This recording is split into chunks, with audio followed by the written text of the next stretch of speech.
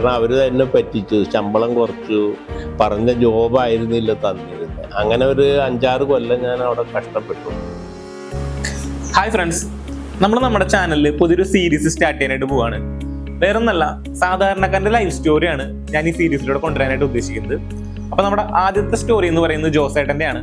അപ്പൊ ജോസേട്ടൻ ആരാണ് എന്താണെന്നൊക്കെ ജോസേട്ടൻ തന്നെ പറയും. അപ്പൊ നമുക്ക് വീഡിയോ സ്റ്റാർട്ട് ചെയ്താലോ? അപ്പൊ ജോസേട്ടാ നമസ്കാരം. നമസ്കാരം. ജോസേട്ടൻ എന്തൊക്കെ കാര്യങ്ങൾ ചെയ്തിട്ടുണ്ട് ലൈഫിൽ? എങ്ങനെയാണ് ഇപ്പൊ ഉള്ള നിലയിലേക്ക് എത്തിയിട്ടുള്ളത്? എൻ്റെ പേര് ജോസ് എന്നാണ്. ഞാനിപ്പോ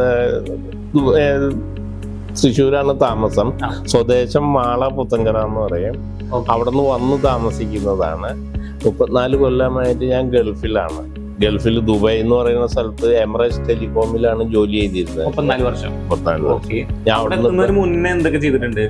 അപ്പൊ ഞാൻ കേരളത്തിൽ കുറച്ച് നാൾ പഠിച്ചു. അത് കഴിഞ്ഞ് ബോംബെയിലും കുറച്ച് നാൾ പഠിച്ചു. ഞാൻ ബോംബെയിൽ നിന്ന് ഡിപ്ലോമ എടുത്ത് അവിടെ ഒരു കമ്പനിയിൽ ജോലി ചെയ്തുകൊണ്ടിരിക്കുമ്പോൾ എനിക്ക് ദുബായിക്ക് ഒരു ഫ്രീ വിസ കിട്ടി. എന്ത് ജോലിയാണ് ബോംബെയിൽ ചെയ്തിട്ടുണ്ടായിരുന്നത്? ബോംബെയിൽ ഈ ടെലികോമിന്റെ ബേസ്ഡ് ആയിട്ടുള്ള റിഫൈനറിലാണ് ഞാൻ ജോലി ചെയ്തിരുന്നത്. അവിടെ കൺട്രോൾ റൂമിലാണ് ഞാൻ ജോലി ചെയ്തത്. ബോംബെയിൽ എത്ര നാളുണ്ടായിരുന്നു? ബോംബെയിൽ ഒരു 6 കൊല്ലത്തോളം ഉണ്ടായിരുന്നു. 6 കൊല്ലം ഉണ്ടായിരുന്നു അല്ലേ? ഓക്കെ. പിന്നീടാണ് എനിക്കൊരു കമ്പനി ത്രൂ വിസ കിട്ടുന്നത് ദുബായിക്ക് പോകാനായിട്ട്. അങ്ങനെ അവിടെ പോയി പ്രതീക്ഷിച്ച മാതിരിയൊന്നും അവിടെ നടന്നില്ല. കാരണം അവർ തന്നെ പറ്റിച്ചു, ശമ്പളം കുറച്ചു, പറഞ്ഞ ജോബായിരുന്നില്ല തന്നിരുന്നത്. അങ്ങനെ ഒരു 5-6 കൊല്ലം ഞാൻ അവിടെ കഷ്ടപ്പെട്ടു. ദുബായിൽ കഷ്ടപ്പെട്ടു. ഏത് വർഷമാണ് ദുബായിൽ എത്തിയിരുന്നത്? 78. 78 എന്ന് പറയുമ്പോൾ നമ്മൾ ഇന്ന് കാണുന്ന ദുബായ് ആയിരിക്കില്ല. അല്ല. അവിടെ സ്റ്റാർട്ടിംഗ് ആണ് ദുബായിയുടെ ഡെവലപ്മെന്റ്. അങ്ങനെ ഇരിക്കുമ്പോഴാണ് ഈ ഒരു വേക്കൻറ്റ് വരുന്നത് ഈ ടെലികോം കമ്പനിയിൽ. ഇത് ഗവൺമെന്റ് കമ്പനിയാണ്. അപ്പോൾ അവിടെ ഒരു സൂപ്പർവൈസറെ ആവശ്യമുണ്ടെന്നും പറഞ്ഞൊരു വേക്കൻറ്റ് വന്നു കഴിഞ്ഞപ്പോൾ ഞാൻ അപ്ലൈ ചെയ്ത് അതിന്റെ റിട്ടേൺ ടെസ്റ്റ് പാസ്സായി. ഓറൽ ടെസ്റ്റ് ഉണ്ടായിരുന്നു. പിന്നെ ഈ ഓറൽ ടെസ്റ്റിൽ എന്നെ ഹെൽപ്പ് ചെയ്തത് എനിക്ക് മൾട്ടിപ്പിൾ ലാംഗ്വേജ് പറയാനുള്ള ഒരു കഴിവുണ്ടായിരുന്നു. ഓക്കെ. അത് ബോംബെയിൽ വർക്ക് ചെയ്തത്? ബോംബെയിൽ ഉള്ളതുകൊണ്ട് എനിക്ക് ഈ ഹിന്ദി, ഇംഗ്ലീഷ്, മറാഠി ഇങ്ങനെയുള്ള ഭാഷകൾ പറയാനായിട്ട് കുറച്ച് കഴിവുണ്ടായിരുന്നു. ദുബായിൽ ആ സമയത്ത് ഹിന്ദി പോപ്പുലർ ആയിരുന്നു അല്ലെ? ഹിന്ദി വളരെ പോപ്പുലർ എന്ന് പറയാൻ കാരണം സൂപ്പർവൈസർ പോസ്റ്റ് ആയതുകൊണ്ട് കൂടുതലും ഈ പാകിസ്ഥാനികളും മറ്റുള്ള രാജ്യക്കാരുമായിട്ടൊക്കെ ഇടപെടണം. അപ്പൊ അവരുടെ ലാംഗ്വേജിൽ സംസാരിക്കാനുള്ള ഒരു എബിലിറ്റി എനിക്ക് ഉണ്ടായിരുന്നു. അതാണ് എന്നെ ഒരു കണക്കിന് സെലക്ട് ചെയ്തത്. അങ്ങനെ അവിടെ ഒരു 34 കൊല്ലത്തോളം ഞാൻ വർക്ക് ചെയ്തു ടെലികോമിൽ. അതോടെ എൻ്റെ ലൈഫ് അങ്ങ് ചേഞ്ച് ആവും. ഇത് കഴിഞ്ഞ് അവിടുന്ന് റിട്ടയറായി തൃശ്ശൂർ വന്നിപ്പോൾ സെറ്റിലായിരിക്കുകയാണ്. 3 മക്കളാണ് എനിക്കുള്ളത്. ഭാര്യയുണ്ട്. ഭാര്യ ഗവൺമെന്റ് ഹൈസ്കൂൾ ടീച്ചറായിരുന്നു. ഇപ്പൊ റിട്ടയർ ആയിട്ടിരിക്കുകയാണ്. മക്കളെ 3 പേരെയും വിവാഹം കഴിച്ചയച്ചു. അവരെല്ലാം ഹാപ്പിയാണ്. ഇതാണ് എൻ്റെ ലൈഫ്. അപ്പോ ദുബായിൽ എത്തിപ്പെട്ടതാണ് ലൈഫിൽ ഒരു ചേഞ്ചിങ് പോയിന്റ് എന്ന് പറയുന്നത്. അതെ. ദുബായ് എന്ന് പറയുന്നത് നമ്മൾ വിചാരിക്കുന്ന മാതിരിയല്ല. ഇവിടെ നിന്ന് 100 പേര് പോകുന്നുണ്ടെങ്കിൽ അതില് 2-3 പേരാണ് രക്ഷപ്പെടുന്നത്. ബാക്കി എല്ലാവരും ഒരുപാട് പേര് ദുബായിക്ക് ഇവിടെ പോയി. ഇവിടെയുള്ള ആൾക്കാർ രക്ഷപ്പെട്ടെങ്കിലും അവരാരും രക്ഷപ്പെട്ടില്ല. പോയവരാരും രക്ഷപ്പെട്ടില്ല. അവിടെ നമ്മള് എന്താ പറയാ, കഷ്ടപ്പാട് തന്നെയായിരുന്നു. അപ്പൊ അതില് ഈ പറയുന്ന 2-3% ആൾക്കാർക്കാണ് കുറേയും കൂടിയൊക്കെ മെച്ചങ്ങൾ ഉണ്ടായിരുന്നത്. പിന്നെ എന്നെ പോലെയുള്ള ആൾക്കാർക്ക് ബാക്കപ്പിങ്ങിന് അവിടെ ആരും ഉണ്ടായിരുന്നില്ല. അതാണ്. അപ്പൊ സ്വന്തം ഇതിലും നമ്മള് കയറി പോകണം. അതാണ് ഇന്ന് വ്യത്യാസം ഉണ്ടാവും. മനസ്സിലായ? അപ്പൊ അതാണ് എന്റെ ലൈഫ് ശരിക്കും.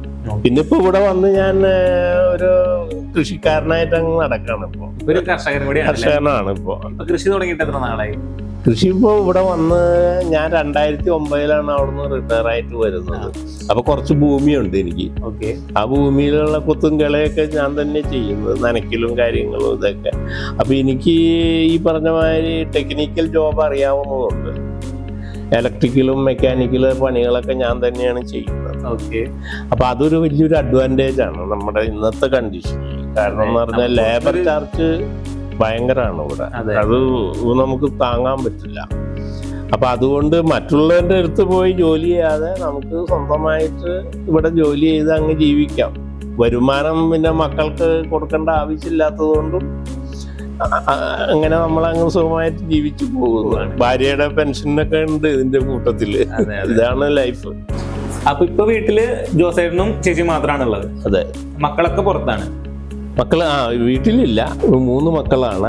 3 മക്കളും വിവാഹിതരായി. അവർ 3 പേരും സുഖമായിട്ട് ജീവിക്കുന്നു. പുറത്താണ്, ഞങ്ങളുടെ കൂടെ ആരും ഇല്ല ഇപ്പൊ. രണ്ടുപേരും തനിച്ചാണ് അതെ, ഞങ്ങളിവിടെ ഒറ്റയ്ക്കാണ് 2 പേരും. ഇപ്പൊ കൃഷിയും ഇതൊക്കെ ആയിട്ട് ഇപ്പൊ കൃഷി കാര്യങ്ങളൊക്കെ ആയിട്ട് നടക്കുന്നത് കൊണ്ട് നമുക്ക് വലിയ അസുഖങ്ങളും കുറവാണ്. കാരണം സ്വന്തമായിട്ട് കൃഷി എന്ന് പറഞ്ഞാൽ എന്തൊക്കെ കൃഷിയുണ്ട്? അല്ല, ഈ തെങ്ങും കവുങ്ങും ഈ വാഴ, ജാതി, ഇതിനൊക്കെ നനയ്ക്കലും തടമെടുക്കലും വളമിടലൊക്കെ നമ്മൾ തന്നെയാണ് ചെയ്യുന്നത്. ഇപ്പൊ എത്ര വയസ്സായി? എനിക്കിപ്പോ 73 വയസ്സായി. 73 വയസ്സായി. അതെ. ഈ 73 വയസ്സിന്റെ ഇടയിൽ ഒരുപാട് കാര്യങ്ങൾ ചെയ്തിട്ടുണ്ടാവും. ഈ ലൈഫില് സാറ്റിസ്ഫൈഡ് ആണോ? 73 വയസ്സിന്റെ ഇതിൽ വെച്ച് നോക്കുമ്പോ ഞാൻ വളരെ സാറ്റിസ്ഫൈഡ് ആണ്. കാരണം എന്ന് പറഞ്ഞാൽ എന്നെ പോലുള്ള ഒരു വ്യക്തിക്ക് വലിയ വലിയ മോഹങ്ങൾ കുറവാണ്. അതുകൊണ്ട് എനിക്ക് ഒരുവിധം സാറ്റിസ്ഫൈഡ് ആണ്. കിട്ടിയ ലൈഫിൽ സാറ്റിസ്ഫൈഡ് ആണ്, കുഴപ്പമൊന്നുമില്ല. മക്കള് നല്ല രീതിയിൽ പോകുന്നു. മക്കള് അതാണ് മെയിൻ ആയിട്ടുള്ളത്. 3 പേരും നന്നായിട്ട് പഠിച്ചു, അവർക്ക് ജോലിയായി, അവരുടെ വിവാഹവും മര്യാദയ്ക്ക് നടന്നു. അപ്പൊ ഇതെല്ലാം നല്ലൊരു ഇതായിട്ടാണ് എനിക്ക് തോന്നുന്നത്. പിന്നെ അസുഖങ്ങൾ ഉണ്ടായിരുന്നു, അതൊക്കെ ഇപ്പൊ എനിക്ക് മാറി. എൻ്റെ അസുഖങ്ങൾ വർക്ക് ചെയ്യുന്നുണ്ട്. ഇതിന് തൈറോയിഡിന്റെ ഒരു ഓപ്പറേഷൻ ഉണ്ടായിരുന്നു, 2 ആൻജിയോപ്ലാസ്റ്റി ചെയ്തു. ഇപ്പൊ അതൊന്നും ഇല്ല. ഇപ്പൊ അതിന്റെയൊക്കെ ഇതൊക്കെ മാറി. ഇപ്പൊ വളരെ ഹെൽത്തിയാണ്. Thank you. ഓക്കെ, അപ്പൊ ഇതൊക്കെയാണ് നമ്മുടെ ജോസേട്ടന്റെ ലൈഫ് സ്റ്റോറി എന്ന് പറയുന്നത്. എല്ലാ സാധാരണക്കാരുടെ ലൈഫിൽ ഉണ്ടാവുന്ന കാര്യങ്ങളൊക്കെ തന്നെയാണ്. ഇപ്പൊ ജോസേട്ടൻ ഒരു കർഷകനായിട്ട് ഇങ്ങനെ പോയിക്കൊണ്ടിരിക്കുകയാണ് സന്തോഷമായിട്ട്. അപ്പൊ ഇന്നത്തെ നമ്മുടെ വീഡിയോ ഇത്രേ ഉള്ളൂ. അപ്പൊ അടുത്ത ലൈഫ് സ്റ്റോറി ആയിട്ട് നമുക്ക് വരുന്നതായിരിക്കും. ബൈ.